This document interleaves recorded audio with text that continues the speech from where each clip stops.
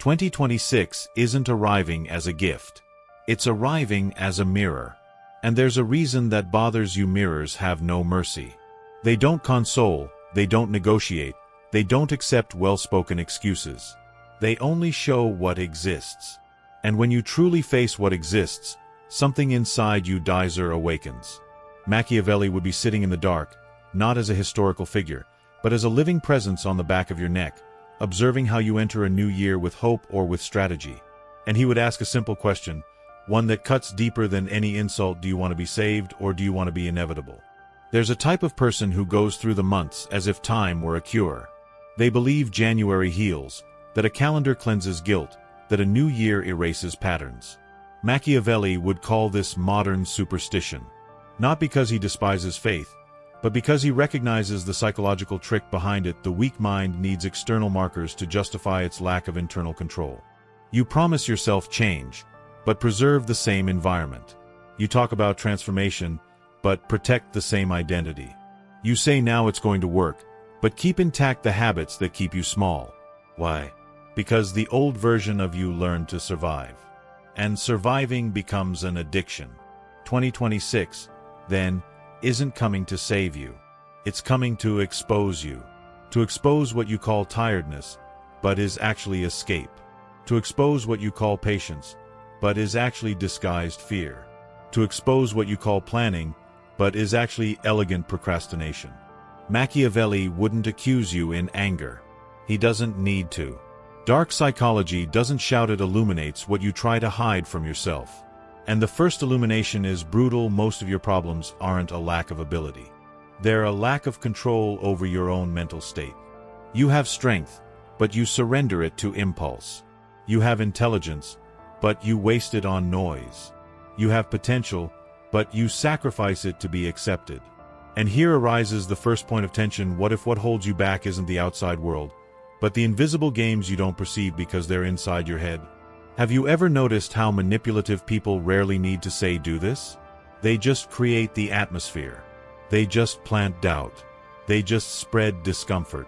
And when you try to alleviate that discomfort, you obey without realizing it. You respond too quickly. You over-explain. You justify yourself. You give away information. You open yourself up to be read. You offer leverage. Machiavelli would call this the donation of power. And power given away never returns intact. While you try to be understood, others learn to use you. While you try to please, others test your limits. While you try to prove your worth, others keep you trapped in a frame you didn't choose. And what is a frame? It's the psychological framework where the conversation, the relationship, the hierarchy, and the outcome have already been decided before the words are even spoken. Whoever controls the frame controls the destiny of that interaction. The world is full of people who lack discipline but have social skills. People who don't build anything but know how to provoke. People who lack substance but know how to trigger reactions. The question is, will you continue reacting or will you start operating? Machiavelli doesn't ask you to be cruel. He asks you to be lucid. Cruelty is a sign of lack of control. It's emotion disguised as strength. Lucidity is something else. It's seeing the board, the player, and the rules that no one admits. Dark psychology, when used intelligently, isn't meant to hurt. It's meant to understand, protect yourself, and master the invisible games that decide who leads and who is led. You don't need to attack anyone. You need to stop being accessible to other people's chaos. You need to stop being a place where everyone enters, makes a mess, and leaves you with the emotional bill to pay. And the bill always comes due, because the price of living without direction is being directed. You feel this when you realize you get irritated by small things, but don't change big things. When you discuss details, but avoid decisions. When you say I am like this, as if identity were destiny, and not a repeated choice. Machiavelli would say identity is a fortress. If the doors are left open, invaders enter without breaking in. And the first invader is your own old version, the one that negotiates with weakness, that apologizes before acting, that confuses comfort with security. Therefore, the first requirement of 2026 is not productivity. It's symbolic death. The death of the self that needs to be noticed. The death of the self that explains itself to avoid displeasing others. The death of the self that waits for motivation to begin. This old self is your worst enemy because it knows your face, your voice, and your justifications. It knows the stories you tell yourself to stay in the same place without feeling guilty. It knows the people you keep around for fear of being alone. It knows the distractions you defend as relief when they are actually anesthesia. And you know them too. But knowing isn't enough when you don't decide. And here Machiavelli comes closer, as if speaking in your ear with icy calm. Your greatest risk is not failure. Your greatest risk is continuing exactly as you are and calling that life. The human mind is capable of getting used to anything, including its own mediocrity, as long as it comes with plausible excuses. You can get used to emotional debts, unbalanced relationships, broken promises, the feeling of being behind schedule. The brain calls this normality. Machiavelli calls it a prison without bars. So 2026 begins differently, not with a list of goals, but with an internal decree. You will not negotiate with your own leaks. You will not justify your lack of consistency. You will not allow temporary emotions to define permanent decisions. You will observe before speaking. You will listen before responding. You will breathe before acting. Not to appear mature, but to deprive those who try to pull you into emotional games of sustenance. Those who manipulate depend on your haste. They depend on your need to relieve tension. They depend on your compulsion to explain. When you stay quiet, the game changes. When you slow down, control changes hands. When you don't react, you see. Seeing is power. But don't be fooled, the first confrontation won't be with the world. It will be with your own hunger for comfort. You'll feel the urge to return to the old rhythm, the old conversations, the old excuses. You'll want to announce the change to gain applause before paying the price of discipline. And Machiavelli, relentless, will cut you off with another question: do you want recognition or do you want transformation? Because recognition is easy. Transformation is silent. And silence doesn't produce dopamine. It provides structure. Are you ready for the part that nobody posts about and nobody applauds? Are you ready to be observed and remain unreadable? Are you ready to lose some people because you decided you were no longer useful to their habits? Are you ready to discover that many relationships only existed because you were predictable, available, and emotionally manipulable? If these questions bother you, great. Discomfort is a sign of truth touching a mask. Seal this inside yourself now. Without theatrics or announcements, the old version won't make it to 2026. It's left behind. And from that point on, everything you do will have a simple criterion: build power or leak power. Because the year won't spare you. The world won't spare you. And if you don't take command of your own mental territory, someone else will take it for you. In the next step, Machiavelli will not talk about dreams. He will talk about systems. He will not talk about motivation. He will talk about discipline as freedom. And that is where most people break down, because that is where silence becomes work, and work becomes destiny. The first shock has already happened. You realize that the old version won't survive until 2026. Now begins the part that almost no one sees, because it doesn't fit into pretty phrases or stories of overcoming adversity, building discipline when there's no audience, when there's no immediate reward, when no one is watching but yourself. Machiavelli would be silently by your side, not to motivate you, but to observe how you behave in moments when no one demands anything of you. He knows that it is there, in the invisible routine, that destiny is decided. Imagine the most banal scene possible. An alarm clock rings before sunrise. The room is cold, the bed is warm, the body craves a few more minutes. No one is watching. No boss, no audience, no enemy. Just you and the decision that seems too small to matter. But Machiavelli would see in this a rehearsal of power. Whoever obeys their own plan when everything within them begs for escape is training something rare: inner authority. Most people start the day negotiating with themselves. Today I'll make up for it. Today I deserve it. Tomorrow I'll do better. And so, in small concessions, they surrender control of their own minds to fleeting impulses.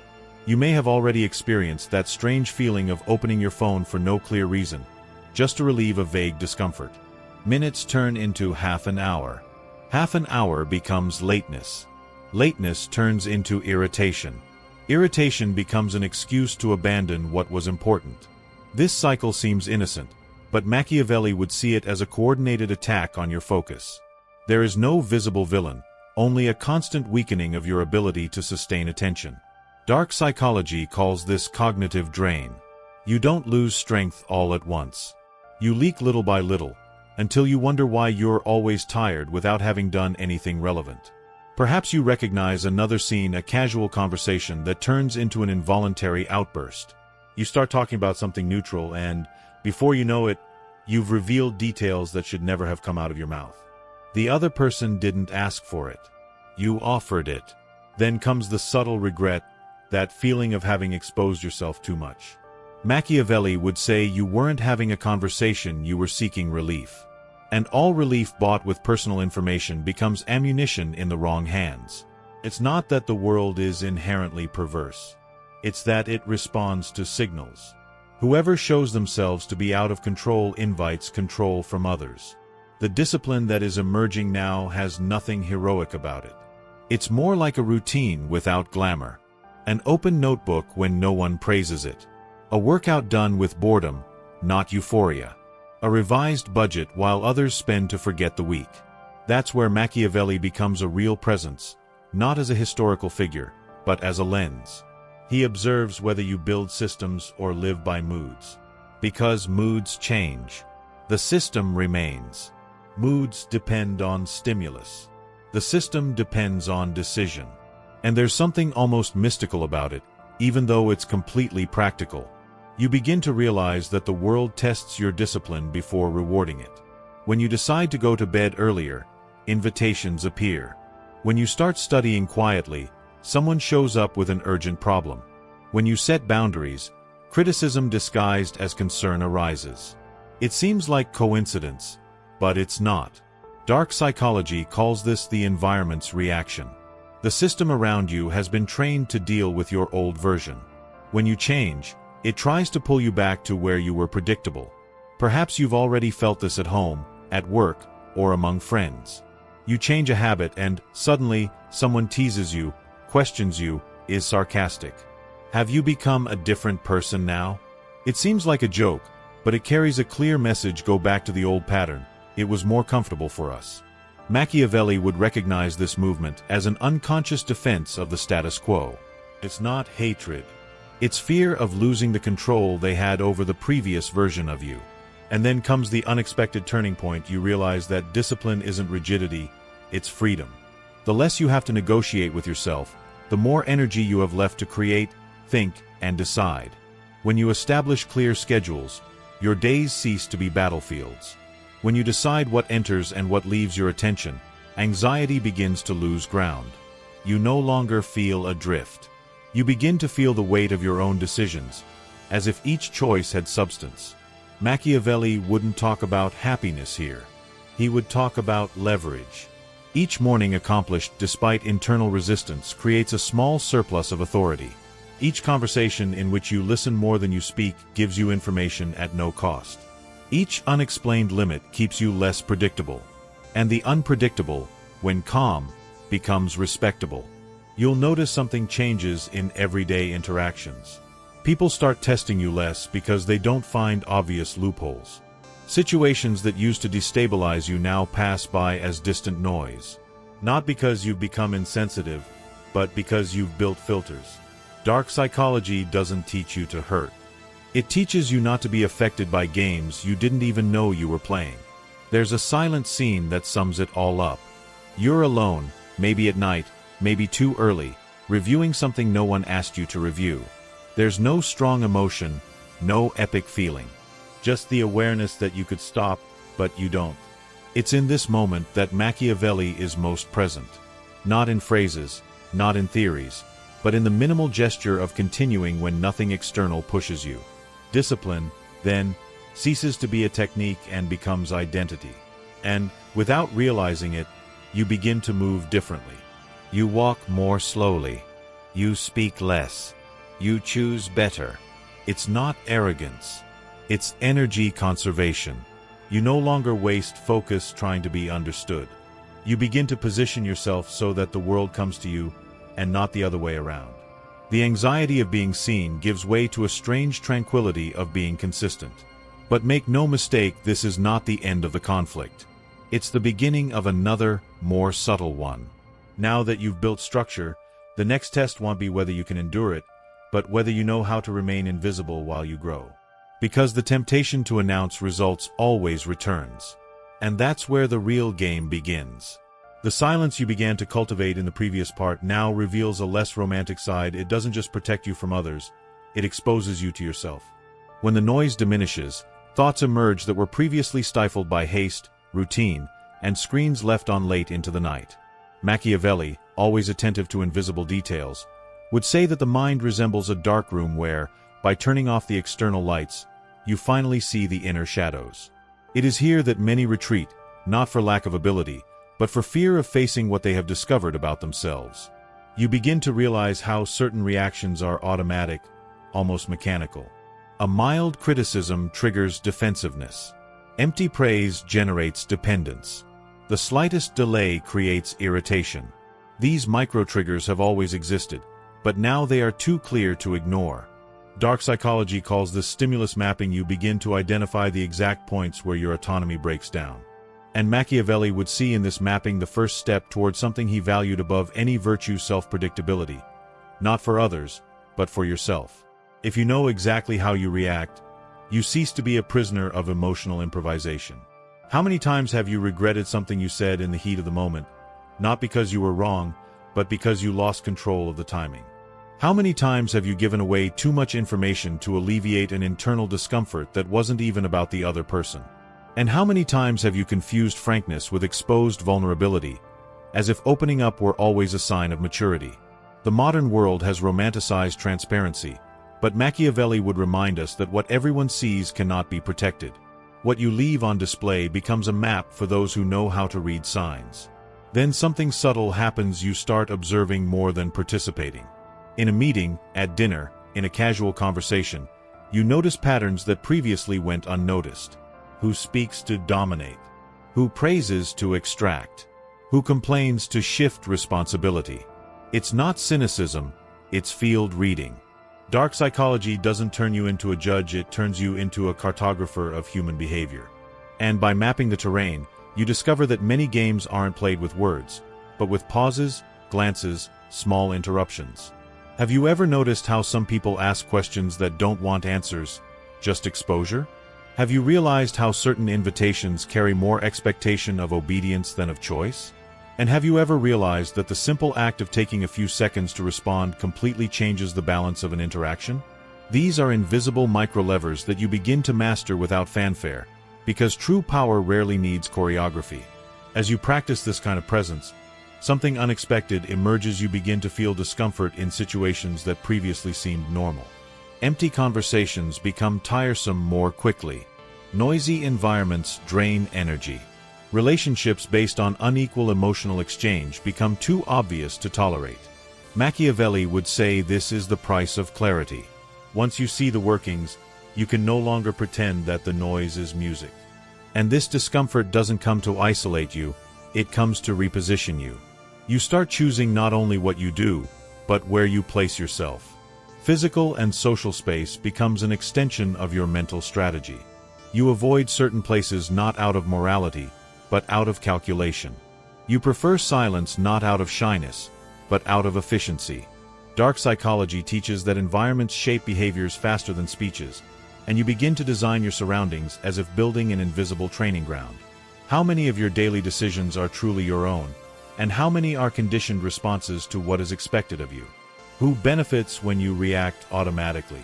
And what would happen if, for an entire week, you suspended the impulse to explain your choices? This is where the turning point happens. You realize you don't need to change everything at once. You just need to break patterns. A broken pattern today creates a fork in the road tomorrow. You start with small internal refusals, not responding immediately, not commenting on something you would have commented on before, not defending yourself against irrelevant criticism. Each of these micro-gestures removes a brick from the building that others use to predict you. Machiavelli didn't speak of mystery as a social trick, but as a natural consequence of being in control. The less you react, the less you are deciphered. The less you expose yourself, the harder it becomes to use you as a pawn in other people's games.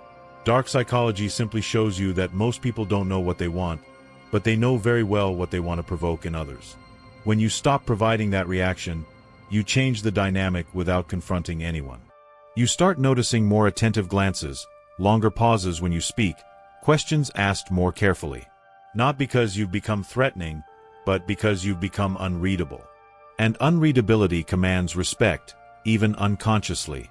It's not something you seek, it's something that emerges when you cease to be too transparent to a world that isn't neutral. And then another uncomfortable question arises if your behavior has changed so much in silence. How many life decisions were made simply to maintain consistency with an old image? How many selves have you carried for fear of seeming inconsistent, when the real inconsistency was remaining the same? This is the moment when discipline ceases to be mere routine and becomes language. Your posture changes. The way you enter a room changes. You no longer seek to be noticed, and this paradoxically makes you more visible. Not through physical presence, but through density. People can sense when someone isn't asking for anything emotionally. This shifts the axis of the relationship. Those who don't ask don't submit. Machiavelli would see in this the seed of silent authority. Not the kind that imposes, but the kind that organizes the surrounding field without apparent effort. Dark psychology describes this as a reconfiguration of roles. You cease to occupy the predictable position and create a void. And voids, contrary to appearances, are active forces. They pull, disturb, demand interpretation. Have you ever felt someone become uncomfortable simply because you didn't react as expected? Have you noticed the change in tone when you calmly respond to something that would have previously irritated you? And have you noticed how, in certain situations, silence weighs more than any argument? From here, you understand that it's not about accumulating techniques, but about building a presence. A presence that doesn't need explaining, defending, or offering itself as a target. You're not becoming inaccessible, you're becoming selective. And selectivity, when consistent, redefines who remains around you. Ultimately, this part isn't about dominating others. It's about removing their need to dominate you. It's about leaving the game without leaving the table. And that's perhaps the most radical move you've ever made, remaining, but on a different frequency. Because when you change frequency, the old noises simply stop reaching you. There's a point in the process where you realize that your change is no longer just within you, it begins to reverberate in the environment, almost like a subtle change in air pressure. People who used to talk over each other now pause slightly when you enter the room. Conversations that once flowed unfiltered become more restrained. It's not explicit respect, it's something more instinctive, as if an invisible field is being activated. Machiavelli wouldn't call it charisma. He would call it alignment between intention and behavior, something the human brain recognizes without needing rational explanation. You may have already experienced entering a familiar place, an office, a restaurant, a casual meeting, and feeling that something was different, even without being able to say what. Social psychology calls this pre-verbal perception. Before words, we read posture, rhythm, micro-expressions. Studies show that in a few seconds the brain decides whether someone is predictable, threatening, trustworthy, or irrelevant. And this initial judgment is rarely verbalized, but almost always obeyed. When you move with silence, consistency, and economy of gestures, you alter these primary signals. You don't need to announce anything. The nervous system of others perceives it first. There are curious accounts of professional negotiators who claim to win deals simply by changing the timing of their responses. Instead of reacting immediately, they wait a few seconds longer than usual. This minimal, almost imperceptible delay creates a strange feeling in the other person, as if the focus of the conversation has shifted. The other party begins to explain themselves more, to justify their positions, to fill in the void with unforeseen information. Machiavelli would understand this clearly: whoever controls the pace controls the scene. It's not about manipulation, but about not being dragged along. You begin to notice these microdynamics in everyday life. In a family argument, when you don't fall into the usual defensive cycle, the conflict loses momentum. In a work environment, when you don't compete for attention with unnecessary chatter, your presence gains weight. There's a curious effect: people start seeking you out less to vent emotions and more for objective decisions. Not because you've become cold, but because you've become stable. Dark psychology explains that stability is interpreted as competence, even when no one knows exactly why. In 2011, a Harvard University study observed that the most influential leaders were not those who spoke the most in meetings, but those who intervened rarely and precisely. They didn't react to every point, but chose specific moments to speak. This pattern created the perception that their words were more important, even when the content wasn't technically superior. Machiavelli would see this as economy of expression, a way to preserve impact. And there are improbable events that reinforce this. People who remain silent long enough begin to be interpreted in opposite ways at the same time. Some think you are distant. Others, that you are extremely confident. Some see you as reserved. Others, as a strategist. This ambiguity is not a flaw, it's a shield. Dark psychology teaches that what is not clearly defined becomes difficult to attack. The undefined forces the other to project, and projection always reveals more about the one who projects than about the target. You begin to notice something disconcerting: the less you explain your decisions, the less they are questioned. It seems illogical, but the human brain associates excessive justification with insecurity. When you act and move forward without theatrics, you create a field where contestation loses traction. Machiavelli wouldn't advocate authoritarianism, but silent consistency. There's a difference between giving orders and acting as if you've already decided. There is a little-known story of a 16th-century European diplomat who, during tense negotiations, simply remained silent after hearing provocative proposals. While the others became agitated, he maintained a neutral posture, looking at his interlocutor expressionlessly. Minutes later, his adversaries themselves would back down or reformulate their offer, unable to sustain the tension of the void. No one knew if he agreed, disagreed, or was calculating something deeper. This psychological vacuum did the work for him. In everyday life, you don't need diplomatic salons to experience this. A simple conversation where you let the other person finish, pause briefly, and respond with few words is enough. The effect is almost always the same: the other person continues talking, offering more than they planned. Machiavelli would call this picking fruit without shaking the tree. As this behavior repeats itself, something even more interesting happens. Your reputation begins to form in your absence. People talk about you without your knowledge. Some with admiration, others with caution. The point isn't the content, it's the fact that you don't need to be present to exist in the minds of others. Dark psychology describes this as indirect presence building. The name circulates because there's consistency behind it, not noise. There's interesting data on this in the corporate world. Professionals who reduce the volume of verbal explanations by just 20% tend to be perceived as more trustworthy in high-performance teams. Not because they know more, but because they signal self-control. Self-control, in the human brain, is automatically translated as potential leadership. You don't need a position to trigger this mechanism, just stable behavior over time.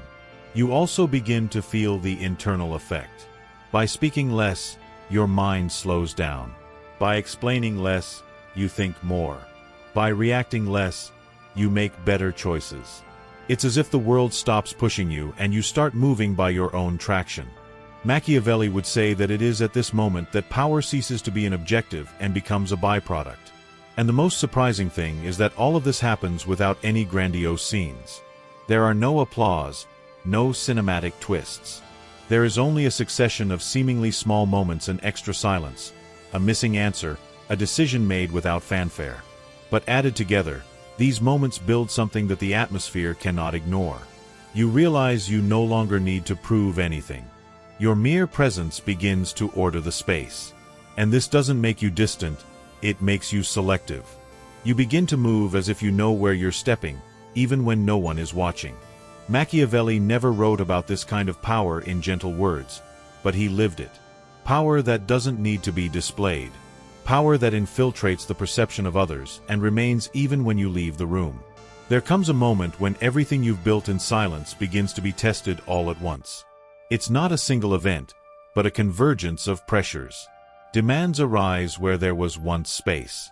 People reappear when they realize you're no longer so accessible. Situations you thought were resolved return in a different form, as if the environment were trying to gauge the limits of your new internal structure. Machiavelli would see this not as bad luck, but as a rite of passage. Systems only recognize strength when they are challenged. You enter a period where it seems like everything wants to pull you back to the old version of yourself. A project that demands more than you planned. A relationship that begins to test its limits. A mistake that would have gone unnoticed before now takes on weight. Dark psychology calls this the friction phase. When you change, your surroundings react, not out of malice, but out of inertia. The difference now is that you no longer move by reflex. You observe the friction as someone analyzing a phenomenon, not as someone who panics. Perhaps you've already felt this: a snide comment that used to throw you off balance now only puts you on alert. A demand that once provoked justifications now only receives a brief response. There's an invisible tension, as if you were being evaluated by criteria no one declares. Machiavelli would understand this as the time to consolidate territory. Not physical territory, but mental territory. Those who remain calm when pressured create a silent hierarchy. It's not about winning arguments, but about surviving them without losing form. And then comes the unexpected twist. You realize that some of this pressure doesn't come from outside, but from within. There's a voice whispering that you're overdoing it, that you could relax, that there's no need for so much rigor. This voice is treacherous because it uses your own emotional vocabulary. Dark psychology describes this as a return to the old pattern, an automatic attempt by the brain to conserve energy. Change is tiring. Maintaining change is even more tiring. And that's precisely where many retreat, not for lack of strength, but for lack of clarity about what's at stake. Machiavelli wouldn't say you're fighting against the world. He'd say you're fighting against the nostalgia for comfort. That warm feeling from when everything seemed simpler, even if it was more chaotic. You remember what it was like not to have so much responsibility for yourself. It's not longing for a time, it's longing for an absence of control. And this longing is dangerous because it doesn't present itself as weakness, but as well-deserved rest. In the midst of all this, something changes in how people relate to you. Some distance themselves without explanation. Others approach more cautiously. Some begin to test boundaries in almost childish ways, provoking, being ironic, creating small tensions to see if you still react as before. Dark psychology calls this boundary testing. Those who feel they have lost access try to reopen doors with noise. Machiavelli would recognize these movements as clear signs that your presence is no longer neutral.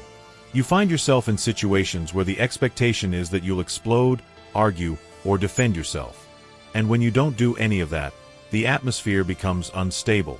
Silence turns into discomfort. Discomfort turns into exposure of others. People start talking too much, explaining themselves, justifying decisions you didn't even question. You didn't plan this. You simply remained composed. And without realizing it, you begin to control the frame of the situation. There's a scene that repeats itself in different forms. Someone makes a veiled accusation. You look, breathe, respond with a short sentence, and end it. The other person is left with the feeling that something was left unresolved, but doesn't know what. This isn't manipulation, it's structure. You don't accept the emotional field they're trying to impose on you. You create another one, where only facts and decisions enter. And hey, race, where the greatest tension arises, you begin to realize you can't go back. Not because someone forbids you, but because you've seen too much. You've seen how impulsive reactions put you at a disadvantage. You've seen how the need to be understood made you lose time and position. You've seen how the anxiety to please made you predictable. After seeing all this, pretending it doesn't exist becomes impossible. Machiavelli would say that this is the moment when power ceases to be an ambition and becomes a commitment. You are no longer testing a new way of being. You are defending a territory you have just conquered within yourself. Dark psychology shows that the brain hates permanent change because it requires vigilance. But it is this vigilance that separates those who change from those who merely experiment. You start to notice that, on the toughest days, it's not willpower that sustains you, it's the pattern. You no longer make decisions all the time. You simply execute what you've already decided before. This automation is what keeps you grounded when the tension rises. While others fall into cycles of doubt, you act out of continuity. The pace intensifies because everything seems to demand more of you at the same time. But, paradoxically, you feel less overwhelmed. Not because there's less pressure, but because you no longer fight against it. You absorb it, filter it, and return it in the form of precise action. This contrast creates the feeling that you are moving on another level of reality. And when it seems you've reached a kind of equilibrium, something even deeper happens. You become a silent point of reference. People begin to measure decisions by your reaction, or lack thereof. Not because you asked for it, but because your stability stands out amidst the noise. Machiavelli would see this as the prelude to something greater. It's not the end of the road, it's the gateway to the stage where you stop merely resisting and begin to exist in an unshakable way. You feel like something is about to close, as if a cycle is coming to an end. The pressure doesn't lessen, but its nature changes. It's no longer about testing you, it's about seeing if you can hold your own. And you know, deep down, that the final part won't be about achieving more, but about becoming untouchable. You've reached a point where the word change no longer makes sense. What exists now is maintenance.